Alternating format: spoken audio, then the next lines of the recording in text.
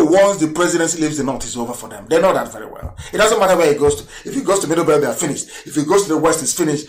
To the east, the same. They know it very clearly. So they have to hold on to it. I told Tinubu here, I said it live, go to Oshomole, and they will disgrace you. If you serve them, you will come back in shame. That's what I told you. Has it happened? Now they are writing, APC leader, Bola Tinubu's presidential ambition crumbles. Did I not tell you before? You know, Yoruba, they don't listen. They think that's, you know, I've told you before that being clever is not something as being intelligent or wise. Clever involves a little bit of cunning. You'll be doing cunning, thinking you are outsmarting people. No, you are not intelligent. That's only how far that your anti-Biafra, anti-Igbo sentiment can carry you. Fulanis are not foolish. They don't work with traitors. They eliminate them. And now, Tinubu being a traitor to his people, they have, of course, eliminated him. He's gone. He's gone. As I told him, he will be gone. Of course, he's gone. Look at all the bullion van. Let him pray. Don't probe him. They might probe him as well. The Janjaweed are on the march. Not just in the zoo, but across the whole of West Africa. They are on the march. The Janjaweed, the Fulani Caliphate, they are on the march. It was the first. This thing we are suffering today, the death of that lady, our sister, Inuli, the one they cut it to pieces. Everywhere that the Fulanis have sacked, every village they have burnt down, I blame the Hausas for it. The Hausa allowed them to come in. The Hausa people helped them to overthrow their own kings. The same way that they used, the same thing Ohanese and the governors did. Because the Janjaweed knew that IPOB Nnamdi Kanu was a problem. They knew it from the word go. They sent their MS to Enugu. They sent people to Enugu to be telling them, oh, remember the conference in Enugu? Somebody should please look for it. Yeah, they had a banner. They called a poem, everybody, north and east, all one brother, one cattle, one cow, one goat in Enugu. Because they knew IPOB was formidable. When that failed, I was arrested. And of course, IPOB and the grace of Elohim, I came out. They went to Nyawood. They went to the governors. Hey, if you be vice, don't be there and allow Kanu to spout things for you. That one said, okay. They went to Abakaliki. Hey, engineer, you're there. And this boy, I'm over 50 years old, mind you, but they're calling me a boy. All the same, let's leave it at that. This boy is trying to win your chances of being the vice president. That one said, over my dead body. Will IPOB succeed? They promised Obiano. They promised everybody VP. Now everybody started hunting IPOB down. If Obiano kills 100 IPOB family members, Ibazo want to kill 200. Now the Fulanis were there in the north, saying to them, how many did you kill? Ibazo will say, oh, I killed 150. Obiano will say, oh, I killed 600. Can't you see I'm doing well? They say, okay, they now speak to Omai and say to Omai, you're there, oh, you're keeping quiet, Obiano has killed 600, Ibazo has killed 200, and you've not killed any. What are you doing? And these are the people you want me to respect. They are in a competition. Let's see who will kill more IPOB family, who will arrest more, who will detain them more. That person will be the VP, Vice President of the Federal Republic of Nigeria. These are the people you want me to respect? That will kill their own flesh and blood, their own children, but yet protect and have people who are killing and abducting their daughters serve in their government. I will ask you again, are these people worthy of our respect? Say yes, and I will start respecting them. Now you understand. The Fulanis are everywhere. Do you know that they are in Burkina Faso? There's something they're doing, they're killing people in Burkina Faso. The only thing that saved West Africa was the election of Trump. Had Clinton got in. As they are killing us, BBC is floating Big Brother or playing one musical comedy. to distract you, to take your mind away from the real issues. You people should go and pray for Trump to win, or else, or else, you don't know what that man is fighting. You don't know. I'm not against the Democrats. I'm a multi-party I believe in democracy. I believe in it. I have nothing against the Democrats in America. Heaven knows I don't, because some of them are very good men. But when it comes to the presidency and the preservation of the sanity of humanity, Trump should be there for the next 4 years. Forget all his antics, forget his madness. The same thing that they're saying to me. Forget his tweets and his write-ups. He has your interest at heart. If people are being honest. If people are being honest. If they're being honest. Now restructure, or you risk everything collapsing in the zoo. And I want to ask Obasanjo that fought so listen very carefully, please. Obasanjo fought Biafra during the war, and people always get the issue of Biafra wrong. They always misunderstand our leader, eternal leader, leader for life, leader for life. Biafra, immortal, will immortalize him.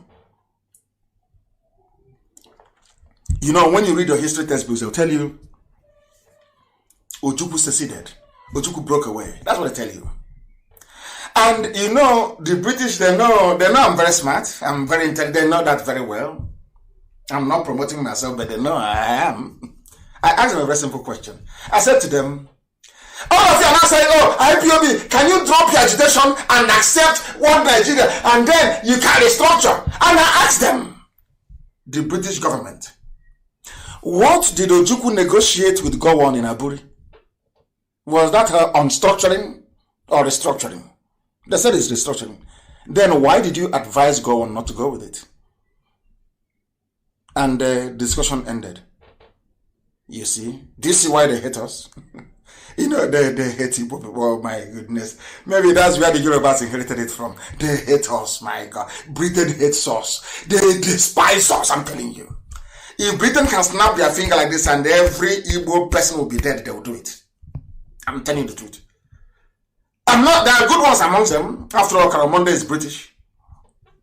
Very good lady. An angel, so to speak. She's a very nice lady. Conscientious. There are many like her. But the political class, they have what I call the Yoruba mentality. Yoruba doesn't need any incentive to hate an Igbo. No, once you're born and you hear Obo Igbo, hatred kicks in immediately. Then there's hatred. For no reason. I want them to snap out of that mindset. I want Yoruba to come out of that evil mindset and be free and pursue their own freedom. And then they will see that we have so much in common. We have so much in common. Restructure now or risk Nigeria's collapse. Obasanjo tells Buhari again, tells Aisha's boyfriend, of course. We know Buhari, there's no Buhari there. Obasanjo fought a war. Ojukwu went and negotiated with Gowon a settlement, a restructuring in Aburi. They came back and Ojukwu asked Gowon, announce our deal now in Aburi. Gowon did not announce it. That was what caused the war. What caused the war was that Ojukwu said, forget about Biafra. This is the mistake liars always make. They never refer to history. And history never lies. Ojukwu came back and said to Gowon, Ojukwu did not declare Biafra because he wanted to. It was because Gowon, that praying mantis, Gowon, that mass murderer, was the one that reneged on the deal. He was advised by the British, the Yoruba, Awolowo, and Oba of Benin to reject the deal. And he did. The Fulanis told him what to do, and he did. The same thing Ojukwu fought for is what they are coming today to say, hey, we want to restructure now. We are now ready to restructure. But that was the same thing Ojukwu restructured in Abu. Ask them this question. Why didn't Aburi work? You see, all these so-called elites, all these fools, ask yourself this question. Rather than talking about restructuring every day, just concentrate on one question. Keep asking Gowon every day. Why didn't you implement Aburi? If you believe in restructuring, why didn't you implement it? That will tell you the genesis of the war. If you just talk about Biafran war without going into Aburi, you will miss the point. What you need to do every day is you ask them, why wasn't Aburi implemented? Go on, did you agree? Yes. Did Ojukwu agree? Yes. Were there witnesses there? Yes. The Ghanaian president was there then and signed it. Why wasn't it implemented when he came back? Now you understand who caused the war and who didn't. Do you see how we reason? Do you see why we are so intelligent? This is how we reason. Rather than having a debate with a fool about you caused the war, we didn't cause it. It's a very simple thing. Did Ojukwu go to Aburi? Yes. Go on, did you go to Aburi? Yes. Was the deal reached? Yes. But by the way, where is the document? If you bring it out, you will say it's exactly what Afanifer is asking for now.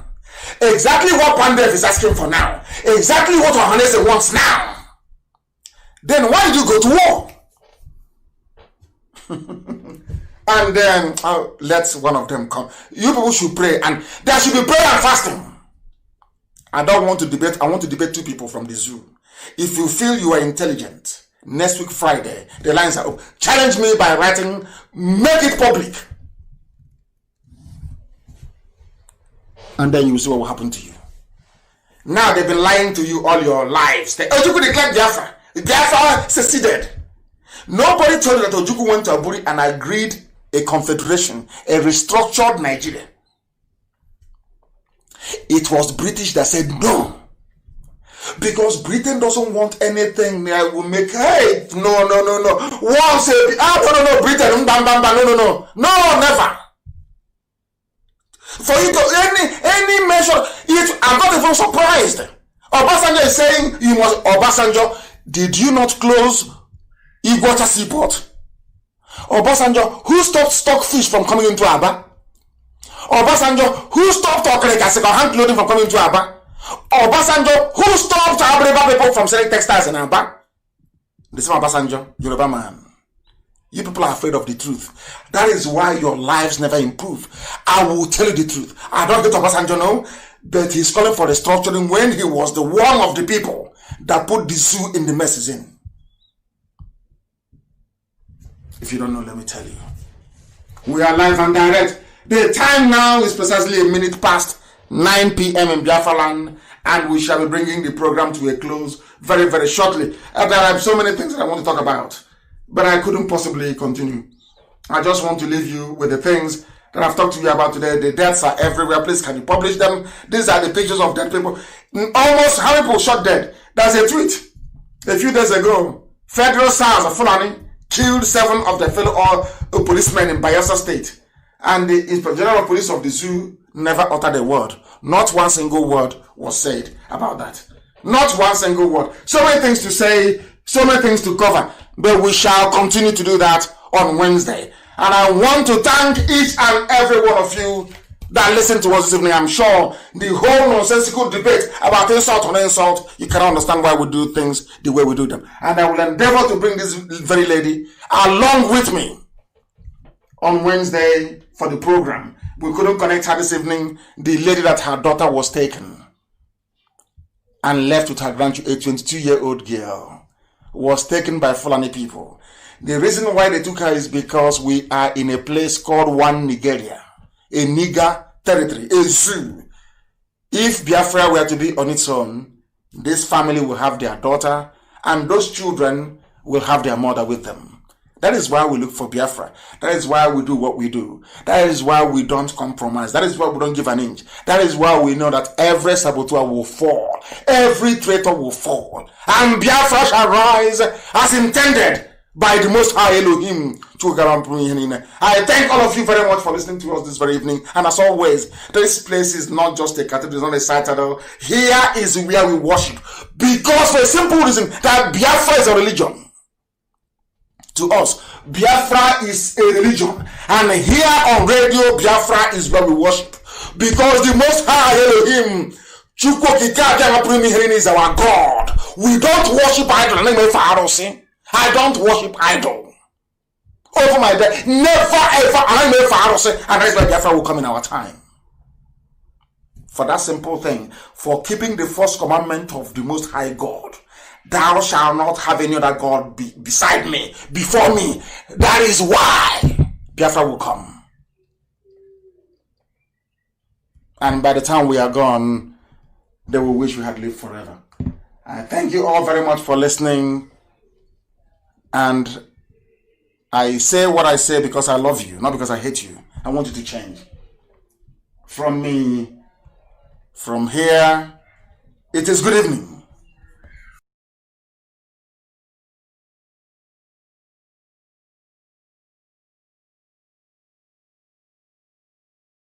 Another Savior, holy, holy, holy, holy, Adimebujuku. Another Savior, holy, holy, holy, holy, Adimebujuku. Well, this is Mobien. This is dedicated to the gallant heroes of the Nigerian Biafra War and IPOB families all over the world. I remember the Nigerian Biafran War, in the thickness of the Biafra genocide. Hey, one man revived the vanishing hope to life. Let the great Biafran army to fight, and they were singing out, holy, holy, holy, holy, Olumewojuku is another Savior. They were singing out, holy, holy, holy, holy, Olumewojuku is another Savior. Holy, holy, holy, holy, Olumewojuku is another Savior.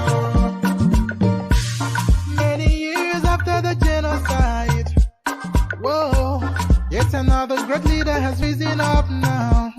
Oh, and he's leading the Biafrans to victory.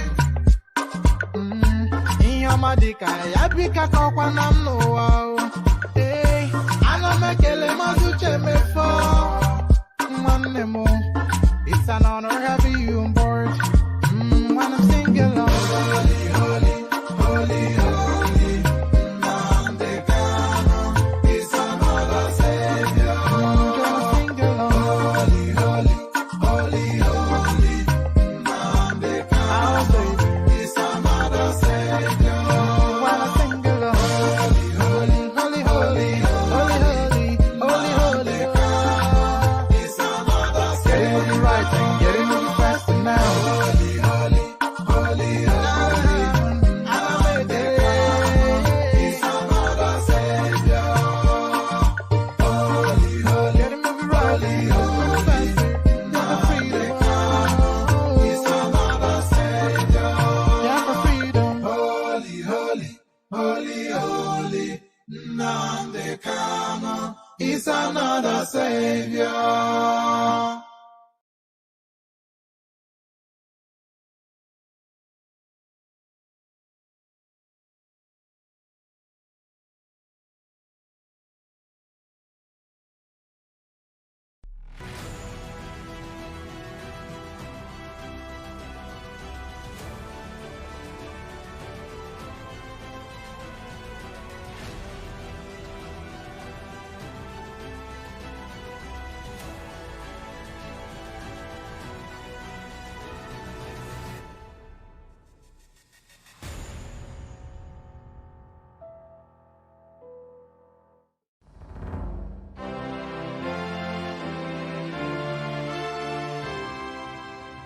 At independence in 1960, the huge human and natural resources across the regions that made up Nigeria stood out as strength for an evolving country.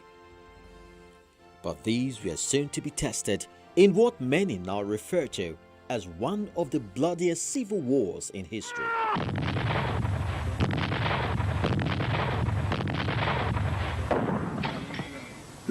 January 15, 1966 comes a twist that upset the peace in the Nigerian military circle, with some young officers led by Major Chukwuma Kaduna Nzogu, an Igbo officer from present-day Okpanam in Delta State, staging a coup d'etat against the then civilian government, killing dozens of people, including the Prime Minister of Nigeria, Tafawa Balewa, many senior politicians, senior army officers, many of them from the north. The officer gave reasons for the coup to include massive corruption and abuse of office.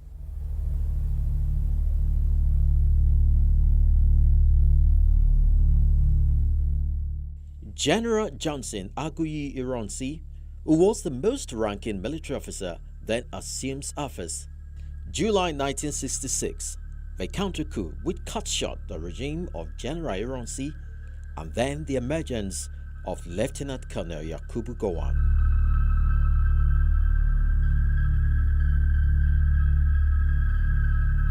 Earlier, during the riot of May 1966, thousands of Easterners, mostly Igbos, were killed in many northern cities, especially in Kaduna, Kanu, and Jos.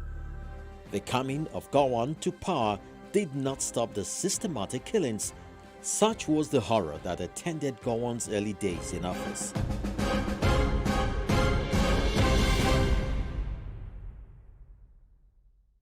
By the end of 1966, thousands of refugees who were pouring into the East returned with tales of horror.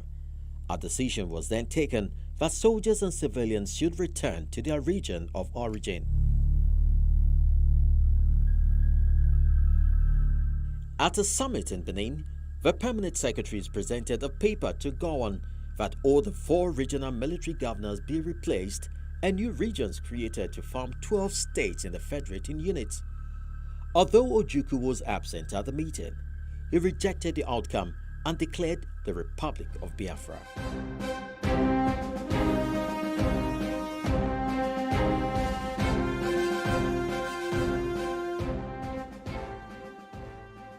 The war just didn't stop